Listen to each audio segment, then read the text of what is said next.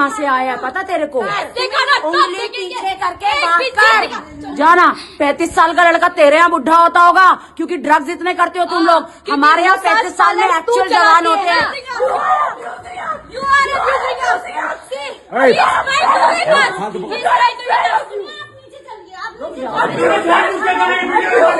बैठी थी क्या जो तूने देखा? जबान में काबू रख अपनी। आप इन्हें अंदर कर दो, एक जो समझदार वो रुक जाओ। कि क्या बोला? देख रहे हो एग्रेशन इनका? ये सारा इमेज में ना पहले कहना आप तुमने ना मेरे इमेज में तो जो कहाँ भाग रहे? तुमने मेरे इमेज के बारे में जो बोला ना, तुमने मेरे इमेज में क्या बोला? तुम इसके बाद देखेंगे। पीछे करके बात कर। देखा ना, उंगली पीछे करके बात कर। उंगली पीछे करके बात कर। चेक कीजिए, मैं चेक कीजिए। खड़ी हूँ। तू यहाँ में मजाक लेने वाली बुढ़ा। तुम मेरे से जमा लेगा। क्या औकात है तेरी आने की वहाँ पे? पॉलिटिशियन मेरे को वो पॉलिटिशियन को कौन इलेक्ट करके पॉलिटिशियन बनाते हैं? हम इलेक्ट करते हैं। हम इलेक्शन में बैठी थी क्या जो तूने देखा? अपने इस रूम में जाओ, जो समझदार वो रुक जाओ। मसाज पार्लर के नाम से।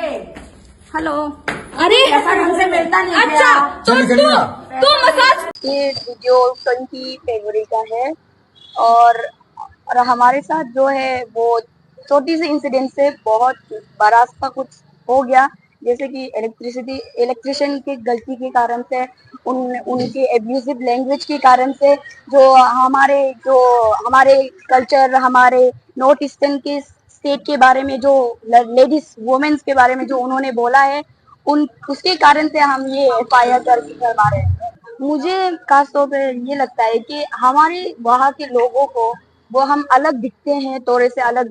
हमारे हिंदी इतना शुद्ध नहीं होता, इतना हम बोल नहीं पाते इतने अच्छे से। उनके कारण से उनको लगता है कि हम इंडिया के पार्ट है ही नहीं, हम तो कहीं और, चाइना या फिर कहीं और देश के हैं। तो उसके कारण से उन लोगों को लगता है कि वो हमें कुछ बोलेंगे और ये जो हमारे पुलिस जो हमारे लिए रहते हैं वो हमारे लिए कुछ नहीं करेंगे और वो उनका सपोर्ट करेंगे। इसके कारण से वो लोग, ज्यादातर लोग वही सोचते हैं कि हम नॉर्थ ईस्ट, हमें जैसे अरुणाचल प्रदेश है, मैं अरुणाचल प्रदेश में इंडिया का मेरा एक अंग है, हम इंडिया के और हम इंडिया के ही सिटीजन है, जिसके जो लोग समझ नहीं पाते क्योंकि वो अनसिविलाइज्ड है, उनको समझ में नहीं आता कि हम अलग दिखते हैं, उसका मतलब ये नहीं है कि हम इंडिया के नहीं है।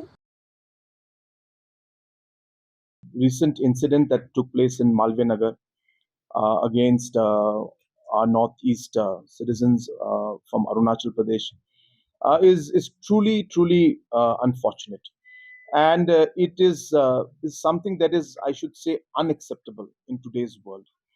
And the kind of the language that was used, the kind of words that were used, and the body language is something that is really, as I said, was very sad, and I must say very unacceptable.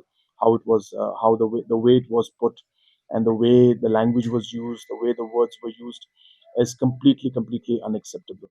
And in this point, as a state, as a region, as a country, as we are working towards moving forward together, these kind of statements and this kind of behavior only puts us back, 2 steps.